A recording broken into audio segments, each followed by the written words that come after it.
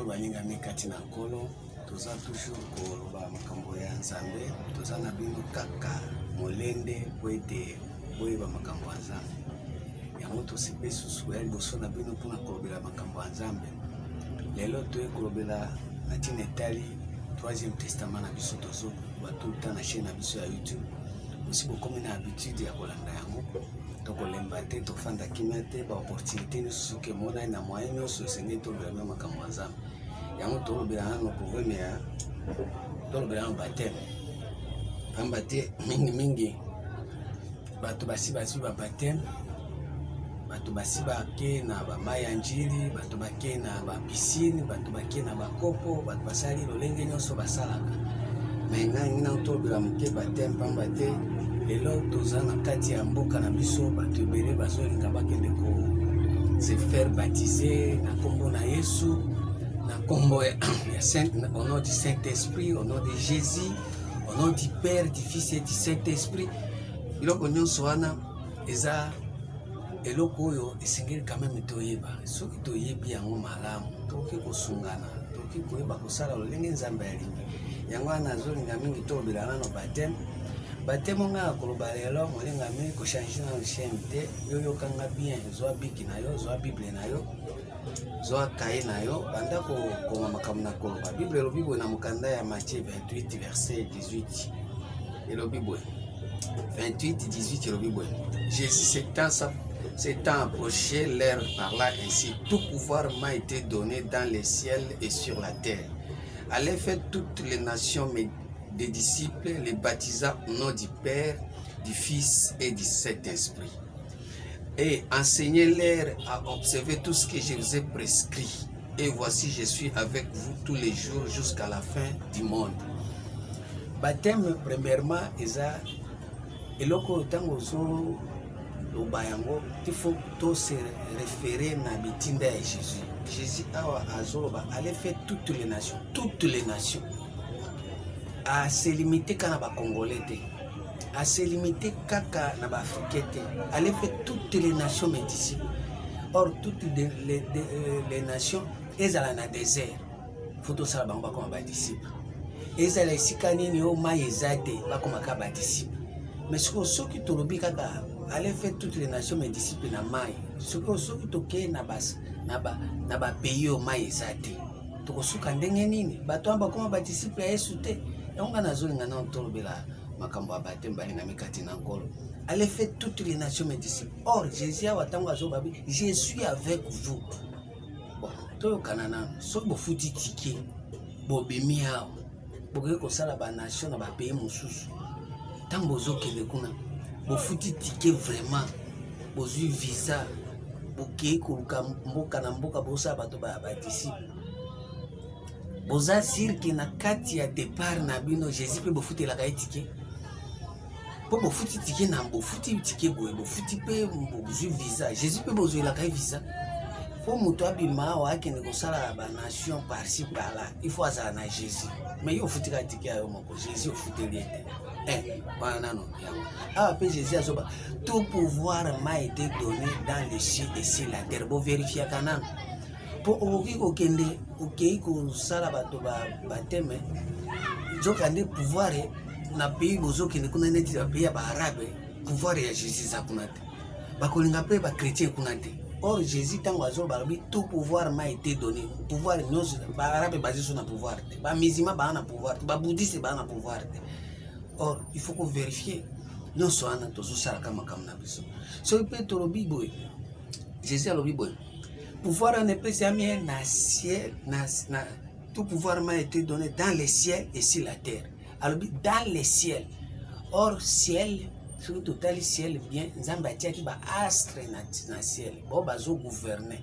Soki otali bien soki okei lelo mpe totangi na Bible wana na sisi nanu te tokozongela verset Ephésiens 6 verset 12 elobi nini? Ephésiens 6 verset 12 elobi boye car nous n'avons pas à lutter contre la chair et le sang, mais contre les dominations, contre les autorités, contre les princes de ce monde et des ténèbres, contre les esprits méchants dans les lieux célestes. Tango tozobunda na ba domination tozo bundana na nzoto na makila te. N'avons pas à lutter contre la chair et le sang. Mais comment moto azokende ko baptiser o baptiser nzoto? Est-ce que bitumba tozokende pona ko baptiser moto akoma moto ya Nzambe? Il faut tokende nzoto. Nous n'avons pas à lutter contre la chair et le sang. Est-ce que tokende ba makila? Mais nous n'avons à lutter contre les esprits méchants dans les lieux célestes. Or, na ciel, kuna soki Jésus aza mon consité. C'est déjà problème. Non, comment tu go? À ce moment-là, tozo sala makambo ya baptême sans prota tolanda ba principe ya Jésus. Soki toke sous na mukanda ya Apocalypse. Apocalypse 12 verset 12 elobini. Verset 7 elobi. Apocalypse. Et il y eut guerre dans les ciels. Il y eut guerre dans les ciels. Guerre ezalaka na ciel. Parce que allez faire toutes les nations mes disciples. Jésus tout d'abord a eu un pouvoir na ciel. Pour être soki okei déjà il y a ça du pouvoir de baptême kusali. Maintenant nous a du ciel té. Ah balobi boy. Il y eut guerre dans les ciels. Michael et ses anges combattirent contre les dragons et les dragons et ses anges combattirent.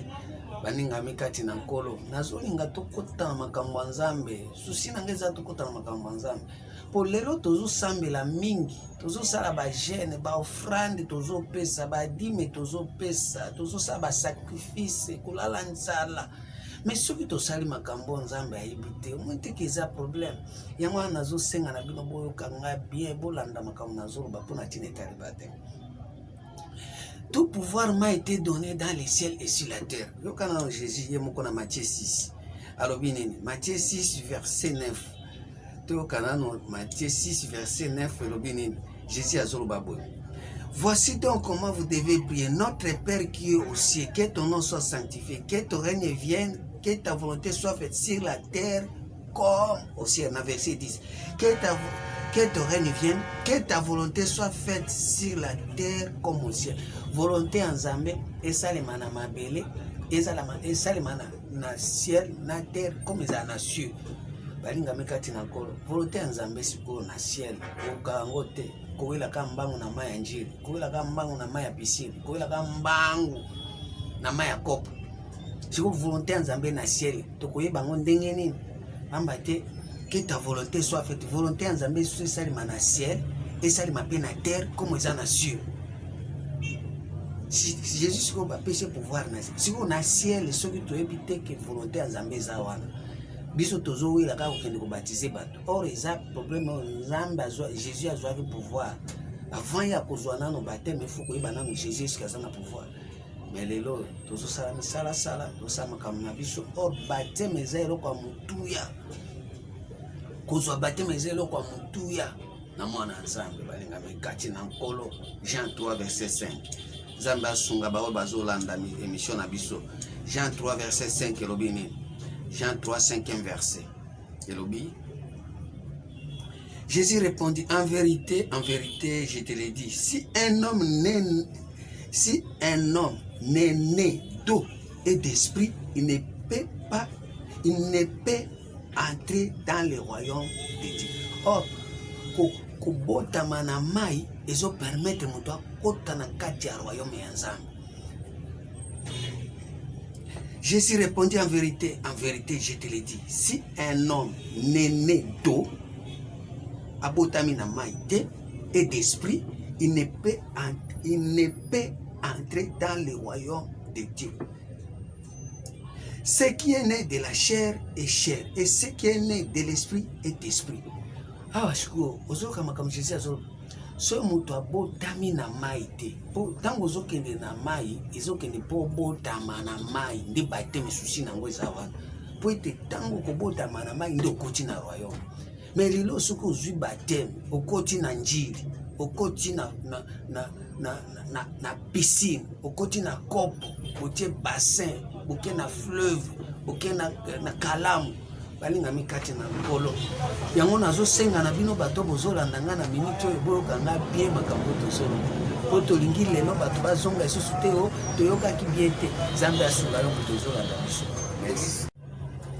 Yango wana tozo continuer tozoloba ke Nzambe alingi bato bazwa baptême mais il faut kotala po awa Jésus azoba problème ke soki moto akoti na mai te akota na royaume ya Nzambe te. Or baptême ezali mpo moto akota na mai, ase plonger na mai.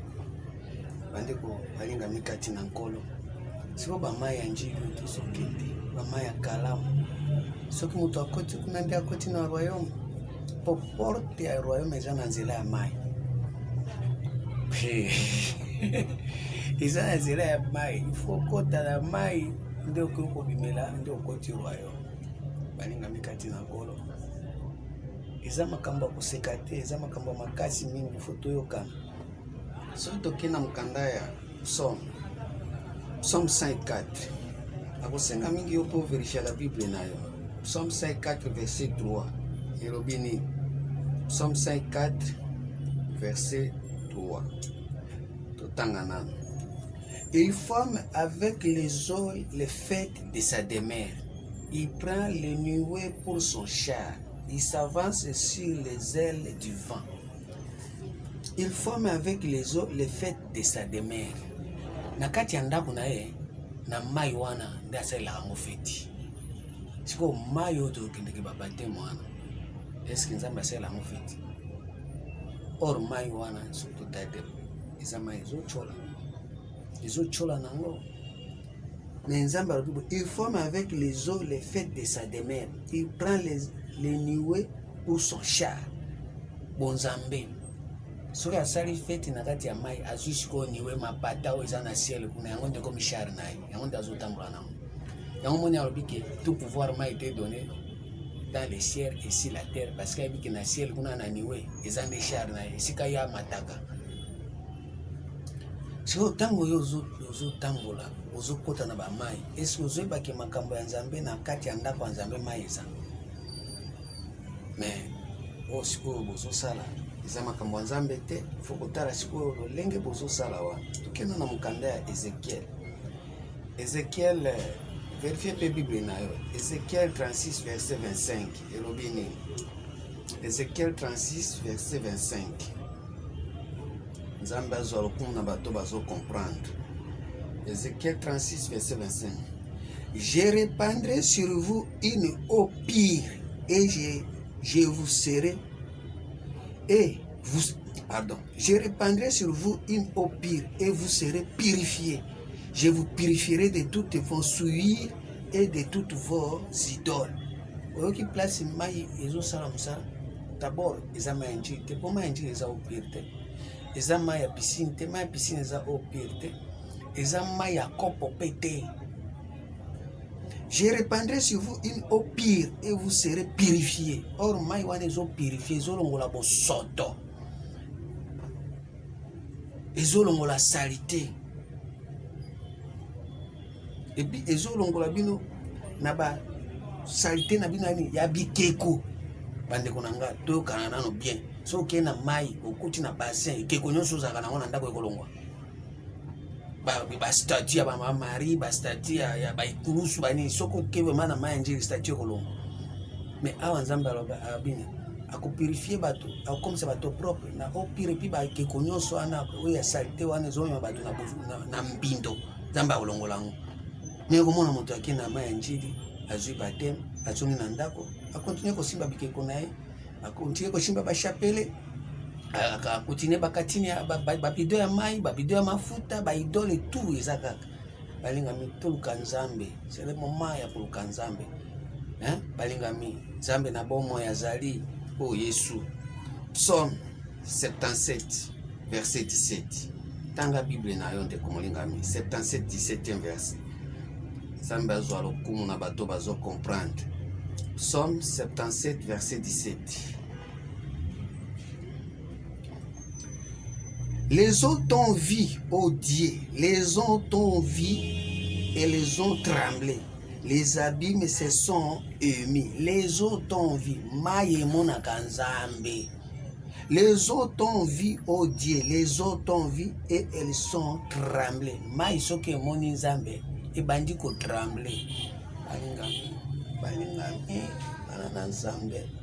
Siko ba mai yo tozokende kozwa baptême, eske tremblaka na soki emoni Nzambe? Mai elengi, mai yango moko emoni Nzambe. Premièrement mai fo emona nano Nzambe. Oh Yesu, balingami Baptême tozolobela baptême. Mai emoni nzambe ebandi kosala nini kotremble. Psaume tokeka na psaume wana 114 force ya mai verset 2 elobi nini? Tobanda ta na premier verset. Quand Israël sortit d'Égypte, quand la maison de Jacob s'éloigna d'un peuple barbare, ceux qui s'éloignaient na bango, ceux qui Israël elongwe na Égypte et se débarrasser na peuple barbare, Juda devait son sanctuaire, Israël fit son domaine. Wana nzambe. Sanctuaire nzambe comme Juda, domaine nzambe et comme Israël. La mère les vit, elle s'enfuit. Mai kaka, ba mai ba piscine na binote. Mai pe akopote. La mère, mai monana et moni et kimi bakatimbango. La mère les vit et s'enfuit. Ezokima Israël. Les Jourdains se retournent en arrière. Jourdain bandi kozonga sim. Et Zambé na bomo. Jésus a joué baptême na Jourdain. Mais ceux qui Israël et se débarrasser d'un peuple barbare, Jourdain n'est pas katimba. J'ai un zobatsa na Jourdain.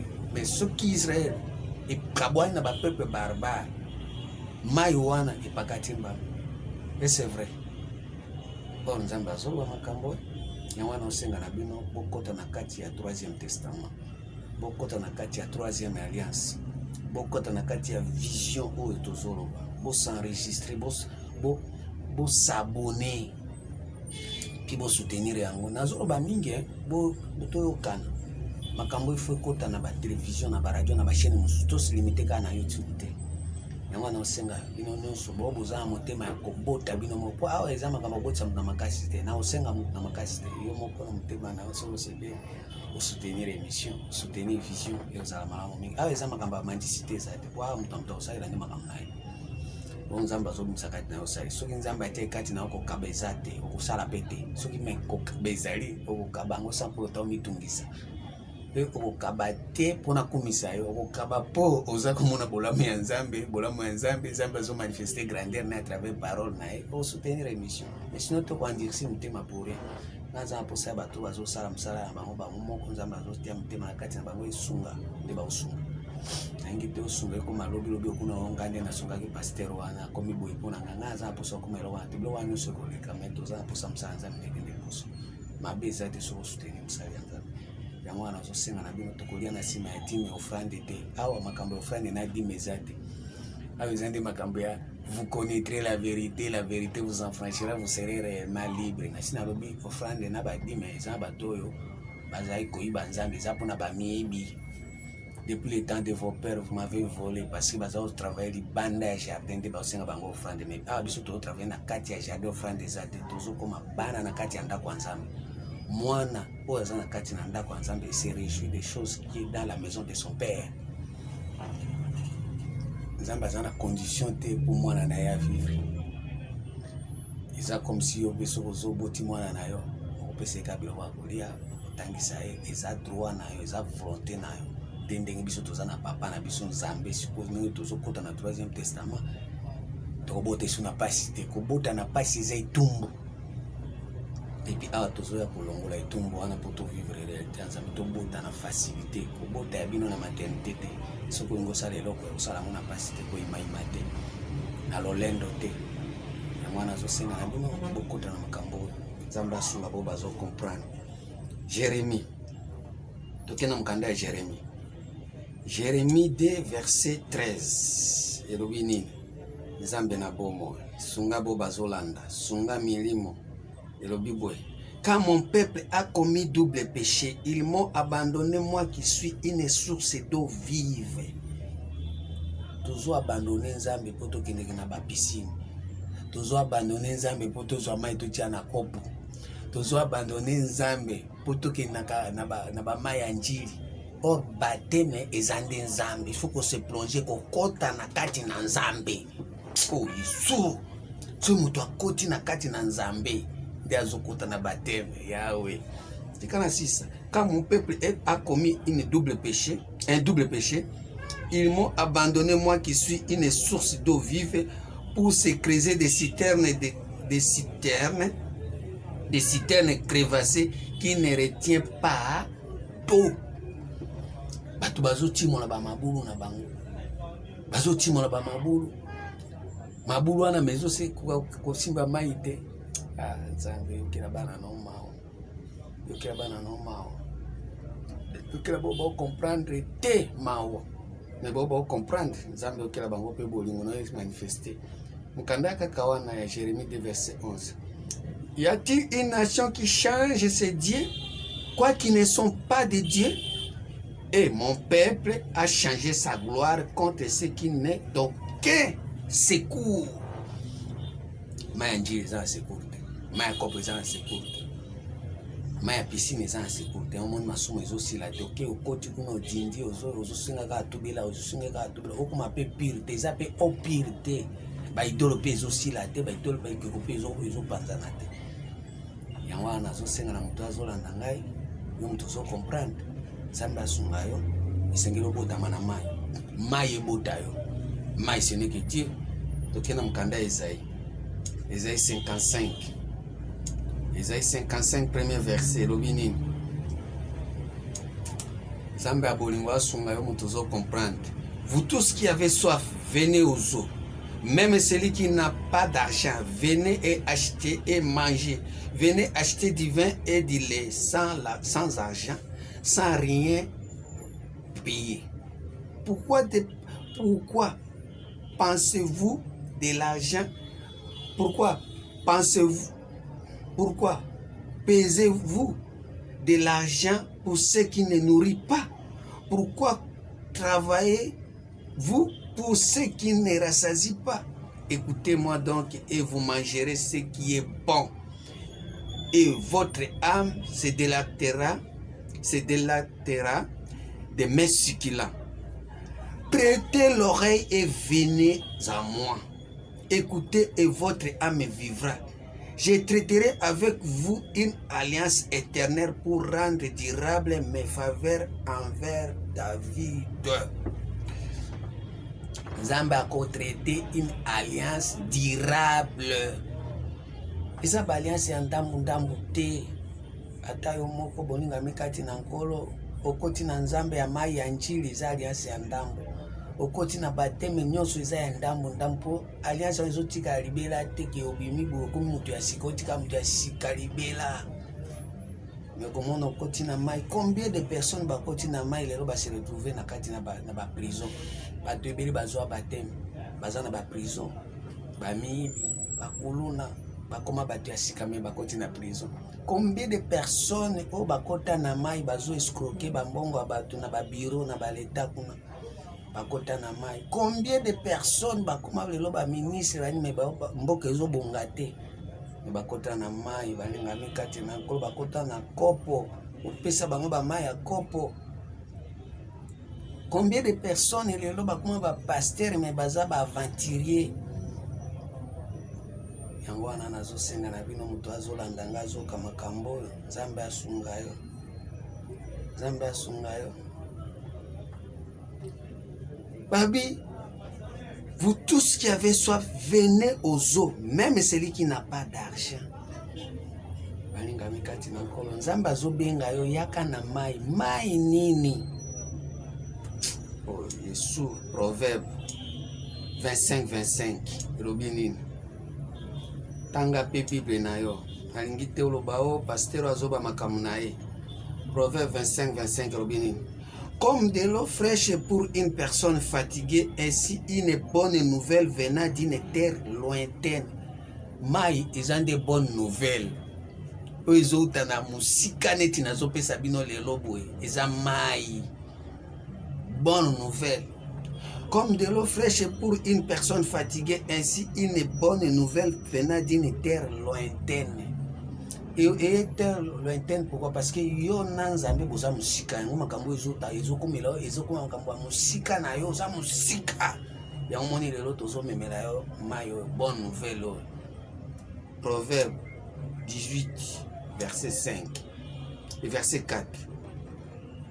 Les paroles de la bouche d'un homme sont des eaux profondes. La source de la sagesse était Torah qui jaillit. Les paroles de la bouche. Maïe, Théa mutu bonne nouvelle ndozo dindise na maï. Les paroles de la bouche. Les paroles de la bouche d'un homme sont des eaux profondes. La source de la sagesse était Torah qui jaillit. La source de la sagesse. Et tu m'as noko bimisela ignorance te, noko bimisela yo makambo yo ya biso te, mais senge na bimisela sagesse ya Nzambe nde nazo dindiso na mai, mais baninga mikati na kolo boy kokota na kati ya sagesse ya Nzambe o eza Torah ezobima mais okoti na njili, okoti na kopo, okoti na Jésus allait faire toutes les nations, mais baptisez-les, enseignez-les, apporter les bonnes nouvelles. Nzambe na bomo, Nzambe asunga yo motozo lamba, Nzambe asunga motozo comprendre. Mais lelo bat balingi kokota na kati na enseignement mai ya mozindo. Jean 4. Toke na Jean 4. Jean 4. Tobanda na Jean 7. Jean 7 verset 37. Tozoma na Jean 4. Jean 7 verset 37 robini. Les derniers jours, les grands jours de la fête, Jésus se tenant debout s'écria, si quelqu'un a soif, qu'il vienne à moi et qu'il boive. Maya Jésus, ezaye moko Jésus, soki toye pa naye, akopesa biso mai tokomela, akopesa biso bonne nouvelle. To dindi na kati ya mai wana, to se purifier na bonne nouvelle, tokolongola bikeko. Mais lelo bikeko nyonso eza nango ka ndenge moko, ezala ya libanda, ezala na kati ya motema, bikeko eza nango, mais tozokoka kokota na kati ya Jésus te. Celui qui croit en moi, des fleuves d'eau vive couleront de son sein, comme dit les Écritures. Ce qu'on dit mais Jésus yo moko comme source ya mai o ezobima, ezokule, mais lelo oza désert, oza bisika bikauki, mai ezate, bonzambe ezate, boyebe ezate, bwanya ezate, bososole ezate, yango zopakata mbangu, kokima mbangu na ba fleuve, kokimi mbangu na mai njili, kokimi mbangu na piscine, lobi pe na komi moto ya sika. Moto ya sika yo vraiment ndenge zabo yo sukoli nzoto, na ndenge sukolaka na douche, na ndenge okeku nezaka ndenge mokoti. D'ailleurs kuto na douche eleki, po ya douche za chaque jour. Oninga mikati na nkolo. C'est le troisième testament. C'est le nouveau troisième alliance. Tolingi to hérité. Na kati ya testament, il faut to hériter quelque chose. To ko hériter en oso to koti na kati ya mai oyo to botama ya sika. Jésus a ici docteur, hein, ce qui est né de la chair et chair.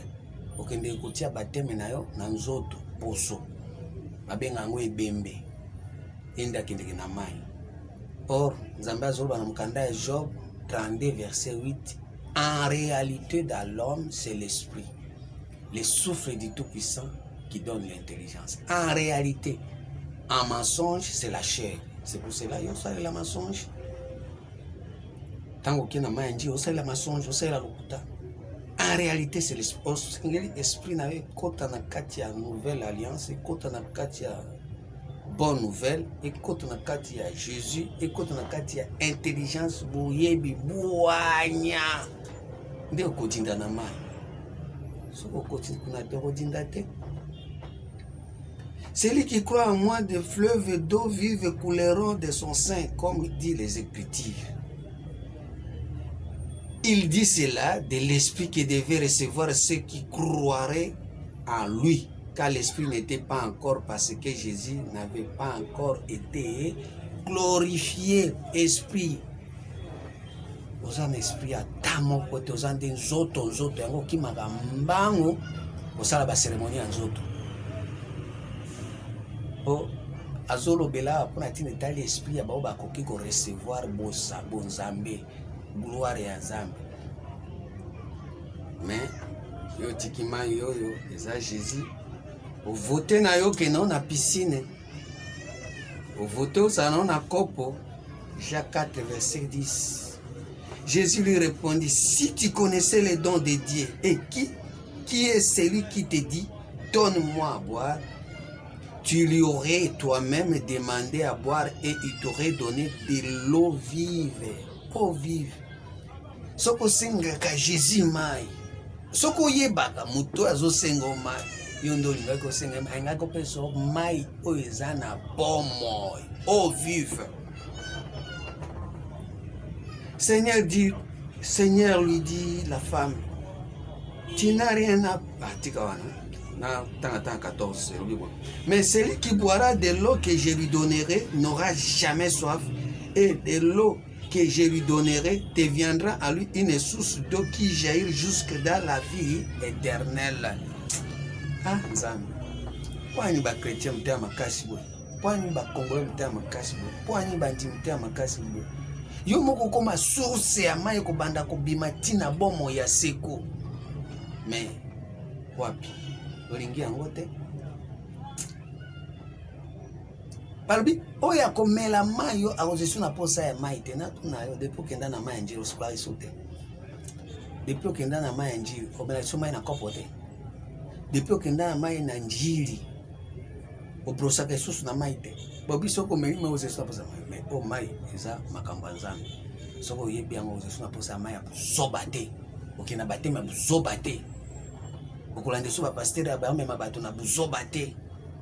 Pona po yebi déjà oso didi na mai oyo sukola elongolo ba bikeko nyonso to tangi na Ezekiel 36 verset 25. Balinga mikati na nkolo.